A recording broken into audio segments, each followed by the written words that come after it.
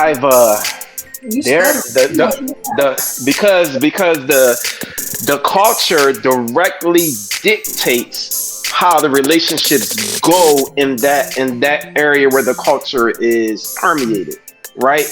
So over in Africa, Mhm. it is completely different than here in America. Right. It it's more orderly. There's respect. There's no gender war. There's no beef with the roles. Everybody's okay with their role. So the culture dictates the whole dating and mating scene. It's structured, it's order. So in America, it's not.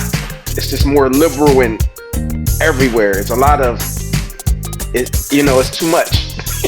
So I think the culture definitely impacts it in the way, and even in being a believer, as you said, when if we're talking about believers in dating, when you look in the Bible, it's a certain culture and a certain role that men and women have, and there's no fuss or cross about it. But then when you get to America, the westernized mindset, it doesn't even line up with the Bible whatsoever. So this Western culture, it kind of muddy the waters when it comes to that. Before we go on, there's a question from one of our viewers. What about the person who is content with being alone? Do like Paul. Just stay No, by bro, yourself. I don't have to go and say, do like Paul, Do like Paul. Just stay by yourself. be like Shaul, hallelujah. Just sit down somewhere. You ain't gotta be like everybody else. Just do like Paul. Just go around and preach the gospel. That's all. And that was my other thought about, to the point that it said earlier, that there's somebody for everybody or a type, but it's not, because the reality of it's not enough men for all the women that's even in the world. Right. So everybody that don't have somebody.